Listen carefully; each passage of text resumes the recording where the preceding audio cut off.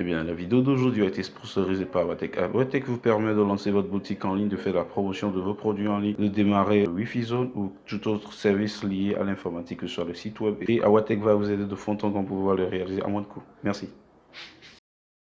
Parler du sujet louer une maison ou construire une maison ou bien acheter une maison.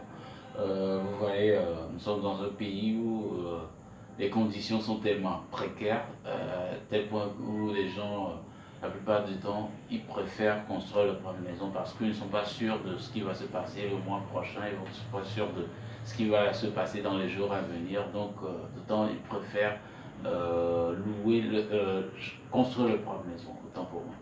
Donc, vous voyez, or, aux États-Unis, la plupart des millionnaires, c'est des gens qui, a priori, après leur mortgage, ce qu'ils font, c'est qu'ils sont en train de mettre leur maison à profit, soit des rental property, qui leur permet de faire des cash flows. Donc, c'est de l'argent qui sort quotidiennement, qui sort mensuellement.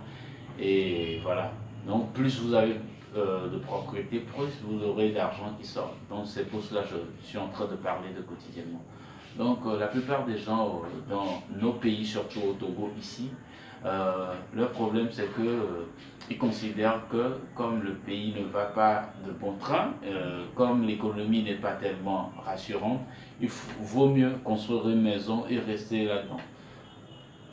Et tu n'as pas de compte à rendre à personne, tu n'as pas de mensualité à boucler. Donc, vous voyez, donc c'est sur cette base que la famille, les amis, tout le monde doit te conseiller de payer soit une maison ou de construire ta propre maison au lieu de rester en location. Donc, vous voyez, si vous étiez dans un pays un peu plus développé ou bien vous étiez dans un pays où les choses marchent de bon train, vous allez décider plutôt de construire une maison et de louer.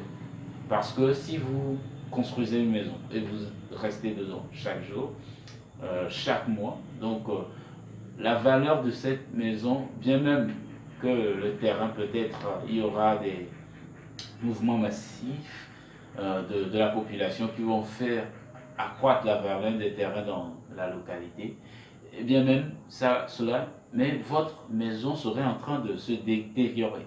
Donc du coup, vous êtes en train de perdre votre investissement. Donc dans ce cas, votre maison n'est plus euh, un bien acquis, mais ça vous constitue finalement une dépense sur le long terme. Donc vous serez obligé de dépenser ultérieurement pour améliorer votre maison au lieu de que cette maison vous procure de l'argent. Donc vous devez comprendre cela.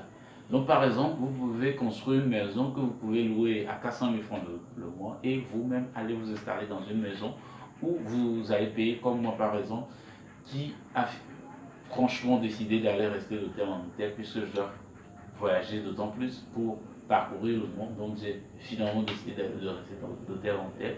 Je peux construire des runner property si je veux, certes, mais c'est pour des buts lucratifs, vous voyez. Donc, c'est pas pour mon usage personnel, mais c'est pour louer aux gens.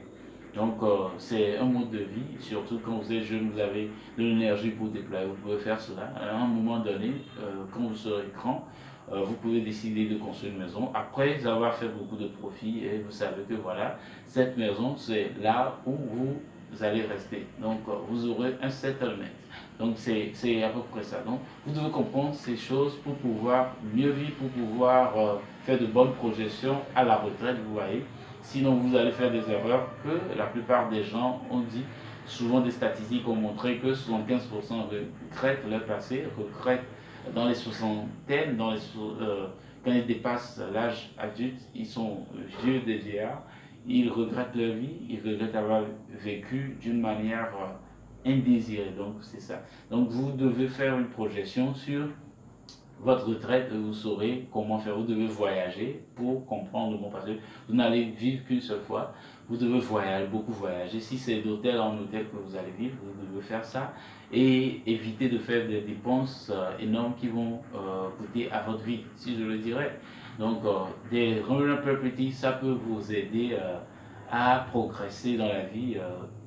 Déjà sur 30 ans, vous avez un prêt en banque qui peut vous assurer des dépenses mensuelles très très prometteur. Vous allez vivre dans des espaces un peu plus restreints au lieu de vivre dans une villa et vous voilà à la fin de votre vie, vous êtes dans le regret absolu.